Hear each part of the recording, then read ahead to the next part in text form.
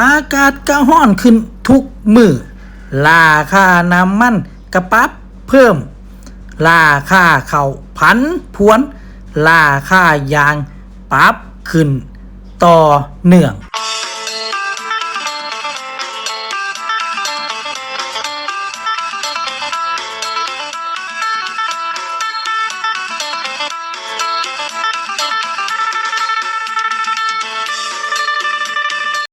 กราบสวัสดีพ่อแม่พี่น้องป้องปายกลับมาพอกันมื้อนี้วันที่1เมษายน2569มื้อนี้จะพาพี่น้องมาอัปเดตราคากลางข้าวเปลือกประจำวันที่1เมษาราคาแรกของเดือนเมษาพี่น้องมื้อนี้ราคายางพาราพี่น้องปรับขึ้นทุกชนิดบ่ว่าจะเป็นน้ำยางสดมื้อนี้ปรับบวก50สตางค์ต่อกิโลกรัมราคาอยู่ที่80บาท50สตางค์ส่วนยางก้อนถ้วย DRC ก็ปรับขึ้น10สตางค์ต่อกิโลกรัมราคา63บาท70สตางค์ยางก้อนถ้วย DRC 50% มื้อนี้ปรับขึ้น5สตางค์พี่น้องราคาอยู่ที่31บาท85สตางค์ส่วนยางแผ่นดิบคุณภาพดีความชื้นบ่เกิน 3% มื้อนี้ปรับขึ้น50สตางค์ต่อกิโลกรัมราคาอยู่ที่77บาท50สตางค์ต่อกิโลกรัมยางแผ่นลมควันชั้น3บ่อัดก้อนมื้อนี้ปรับบวก50สตางค์ต่อกิโลกรัมราคาอยู่ที่80บาท50สตางค์ต่อกิโลกรัมราคายางพาราก็ปรับขึ้นต่อเนื่องทุกมื้อพี่น้องส่วนราคาข้าวมื้อนี้ค่อนข้างจะผันผวนมีทั้งปรับขึ้นแล้วก็ปรับลดแล้วก็ราคาคงที่มามื้อนี้จะพาพี่น้องมาอัปเดตราคากลางข้าวเปลือกเจ้าหน้าปังข้าวเกี๊ยวสดพี่น้องมื้อนี้ก็มีหลายๆจังหวัดที่ปรับขึ้นบ่ว่าจะเป็นกาญจนบุรีมื้อนี้ก็ราคาอยู่ที่ 6,100 ถึง 6,500 บาทต่อตันก็ปรับขึ้น200บาทต่อตันพี่น้องฉะเชิงเทรามื้อนี้ 6,200 ถึง 6,600 บาทก็ปรับขึ้น200บาทต่อตันชัยนาทมื้อนี้ราคาอยู่ที่ 5,800 ถึง 6,200 บาทต่อตันปรับขึ้น100บาทต่อตันจากราคาวันจันทร์ที่ผ่านมาพี่น้องส่วนจังหวัดนครนายกมื้อนี้ราคาคงที่อยู่ที่ 6,100 ถึง 6,500 บาทต่อตันนนทบุรีมื้อนี้ก็ปรับขึ้น 6,100 ถึง 6,500 บาทต่อตันปรับขึ้น100บาทต่อตันพี่น้องจากราคากลางวันจันทร์ที่ผ่านมานครปฐม 6,000 ถึง 6,400 บาทก็ปรับขึ้นพี่น้อง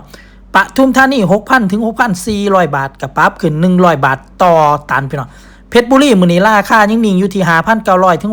6,300 บาทต่อตันส่วนลพบุรีมื้อนี้ขยับลดลง 5,900 ถึง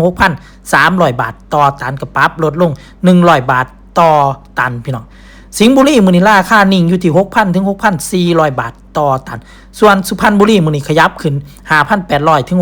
6,200 บาทต่อตันปรับขึ้น100บาทต่อตันจาก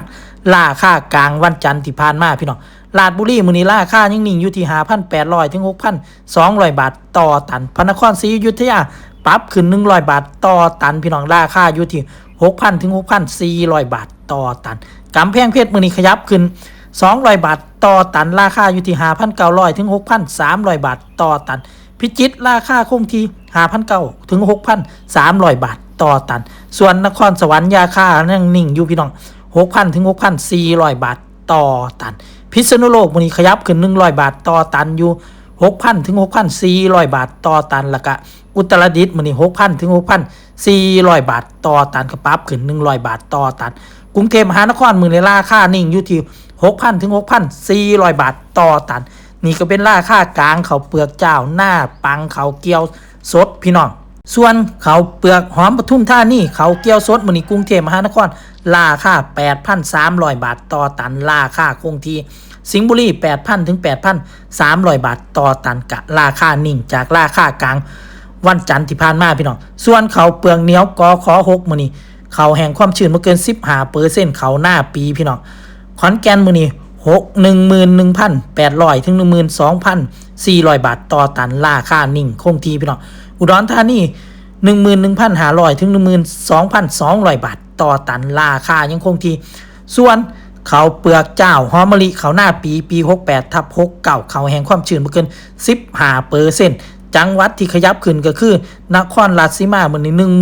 16,800 ถึง 17,400 บาทต่อตัน ส่วนจังหวัดอื่นๆราคายังคงที่บ่ว่าจะเป็นบุรีรัมย์ 16,700 ถึง 17,200 บาทต่อตันร้อยเอ็ด 16,000 ถึง 17,000 บาทต่อตันขอนแก่น 15,800 ถึง 17,300 บาทต่อตันยะโสธร 16,500 ถึง 17,500 บาทต่อตันพี่น้องอุดรธานี 15,500 ถึง 16,700 บาทต่อตันอุบลราชธานี 16,500 ถึง 17,000 บาทต่อตันศรีสะเกษ 16,500 ถึง 17,500 บาทต่อตันแล้วก็สุรินทร์